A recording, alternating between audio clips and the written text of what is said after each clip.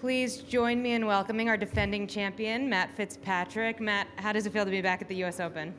Yeah, amazing. Yeah, absolutely amazing. It's I just can't believe it's been a year already. It's just gone so fast, and to kind of look around and remember that all this build-up was the same at Brookline. It's just very, very odd.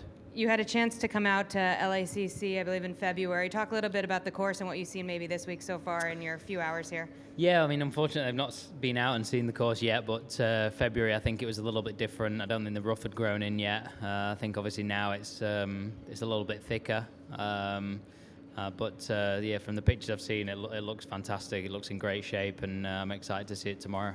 You had to, at least for now, say goodbye to the trophy. Talk quickly about returning it and maybe anything fun you did with it over the last year. I was so sad about that. Yeah, I didn't feel like I spent enough time with it really. But no, literally probably like the month after, right after the Open, after St Andrews, I went on holiday to Italy with some friends. So yeah, I took it there for a week. That's about as exciting as it got. All right, we're going to open it up to questions.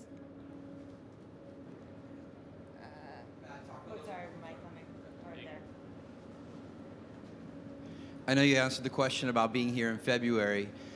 Is there other resources that you have for a game plan for a golf course maybe that you haven't played too many times to get ready for what could be 4 days of golf? No, unfortunately not. I guess in this day and age, you'd like to think there might be some artificial intelligence you could use to kind of plot your way around, I guess, but that's probably something I'd have to look into. I mean, I spoke to Eduardo Molinari this morning about any questions that I might have. He's going to try and have a look and see what he thinks and give me the best information he can. So that's probably the only thing that I would probably go to. Right here on your right. Hi there. Could you talk about your thoughts on the LIV PGA merger and whether or not whether or not you're keeping you and other golfers are keeping your options open legally as far as that goes? I'll be completely honest. I literally know as much as you. So I'm sure everyone's got 1,000,001 questions about it. I found out when everyone else found out, and honestly, I know literally nothing. So yeah. Right here to Brentley. I guess I have two questions. One is kind of a piggyback off of that. Do you feel less or more confused about that whole situation this year than this time last year at this tournament? Or less uncertainty? I guess. Yeah, the whole thing's confusing. I guess it was confusing last year. I seem to remember just last year just thinking about the tournament, though, just US Open. I think it was obviously different because I had the tie to the golf course and the history there, so probably was easier for me to mentally focus on that and be in a better place than obviously all this confusion that's going on this week. But I guess the whole thing's just it is confusing, yeah. And then my actual question, I know you haven't seen the course in these kind of conditions yet, but 15 potentially on Saturday could play 78 yards. Is that interesting to you? What are your thoughts on that? I think that's amazing. I know there's par threes here that are 293 yards, I think. Might be able to play a bit longer. I don't know the ins and outs. So, no, well, I would argue that at 78 yards, stood there with a lob wedge in your hand, you're going to be a little bit more intimidated than stood there with a 3-wood in your hand. I would probably say that's pretty truthful amongst everyone in the field. I imagine that the target's going to be very small, and you're going to have to hit a good shot. So I think we need more short par threes that are challenging. So I'm excited to see what that looks like. On your right, Alex. Yeah. Matthew, the trophy in Italy, where did it go in Italy? It went a few places, actually. We were on a boat, so to Capri, Amalfi, Positano. Yeah, it had a nice few day trips out. Yeah. Okay, and then last year, your preparation was kind of focused on U.S. Open. You did some things. Can you talk about this year's preparation, and is it different at all? Yeah, this year is, I would say, quite a bit different. I feel like the start of the year, I had a good, obviously, first event in Hawaii and then got injured. And that kind of felt like it set me back quite a bit for February and March. Ended up obviously playing well in April. And I feel like my game's kind of getting in the right place. I mean, you asked me at Memorial after round 1 or 2, I think, if I was trending. I certainly felt like Memorial and last week that I was playing some good golf. I didn't necessarily score too well last week, but again, I had a slight flare up on the Friday afternoon with my neck. So I definitely feel like my game's in better shape, but I certainly don't think it's as good as it was last year. We've got. Yeah, I mean, it wasn't technically neck. It felt like that, but it was more kind of just effectively just between my shoulder blades, really.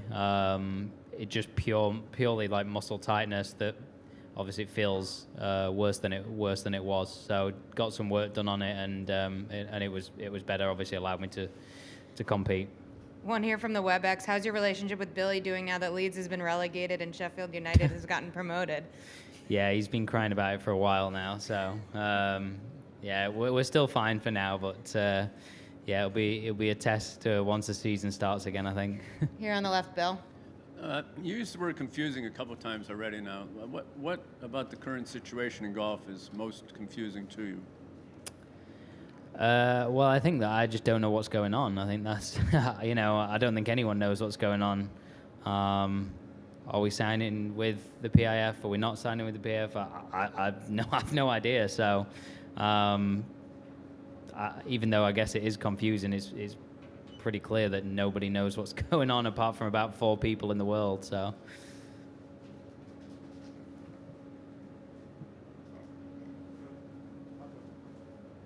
Just to kind of follow up on that, do you feel like you should be compensated for not going to live?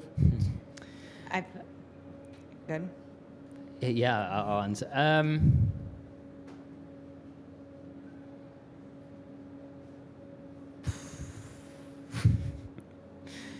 Yeah, pass.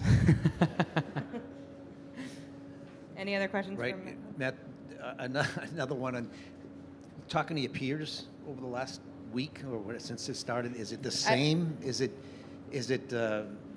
everybody have the same kind of questions? Is everybody in the same position you're in, is being confused and so uncertain and wondering what's going on with everybody on the tour? I think it's been asked and answered. So we're going to move on to U.S. Open topics. Right back here.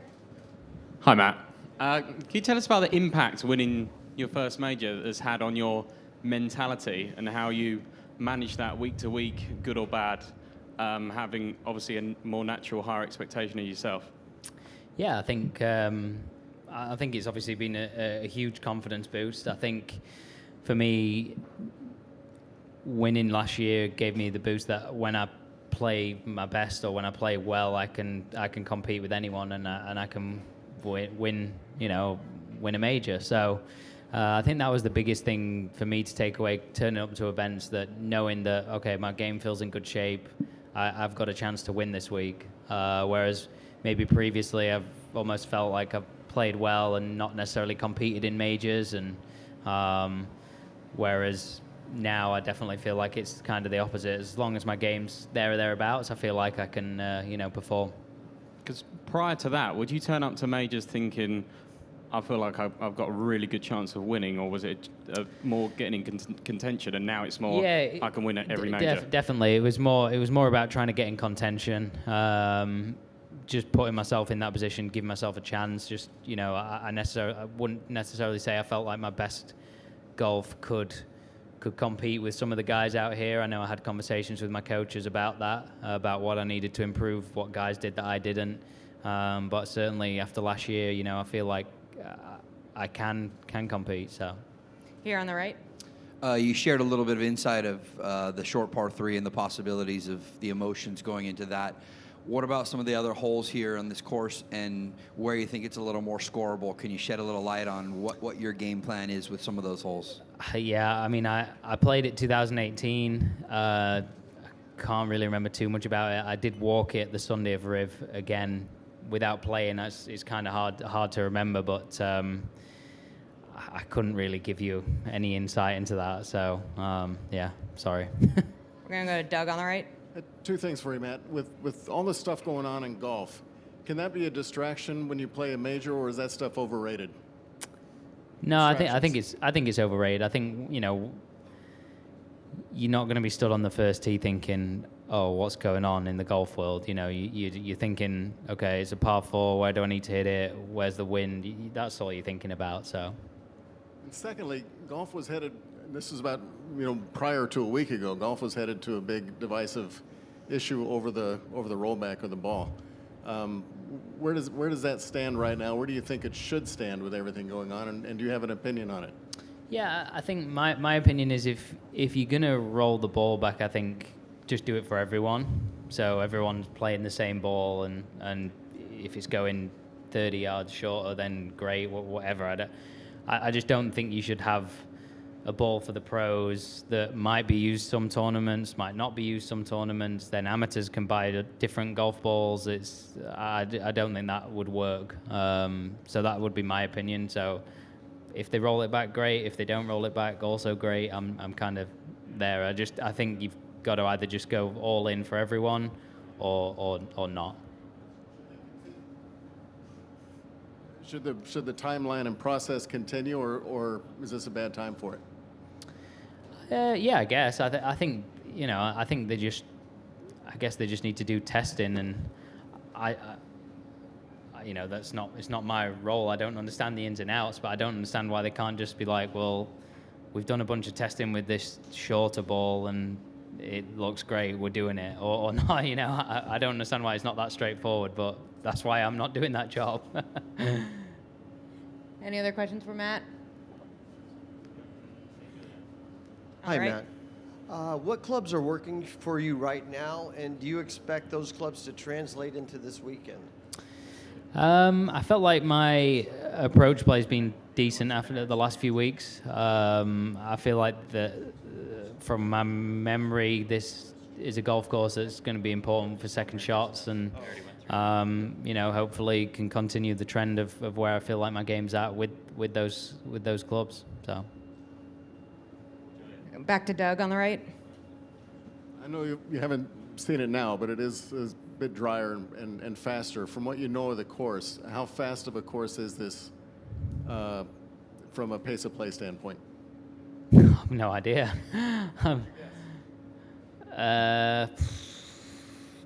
I think it'll be slow. I think the long par 3s tend to screw that one up. I would say, yeah, I'd probably say, like, I mean, it's 5 hours every week, so it'd be nothing new here, I imagine. We're going to go to Michael on the left. Thank you. Rules question. How do you feel about the rule by which players and caddies cannot share information about clubs, what club they hit? I mean, guys come over to my bag to look at what club I've taken out. I go over to their bag, caddies go to their bag, caddies come to my bag. That's the way the game works. Like, you know, even though sometimes it's picked up on TV, it's, you know, everyone does it. And they'd be lying if they said that they didn't. That part's all legal, and then if you actually say it, it's different. So how do you feel about that distinction? Yeah, I mean, I'll be honest. Like, I don't want Billy saying that we've hit 4 or 5. Like, I don't agree with that. At the end of the day, you know, I've got a lot of friends out here that I play with. I'm still trying to beat them. They're trying to beat me. So you don't want to be giving them advice, but at the same time, it's glaringly obvious they can take 10 steps to the right and be like, oh, he's hit a 4 iron or a 5 iron. So I think it's pretty tough to marshal effectively. Great. Well, thank you, Matt. Thank you.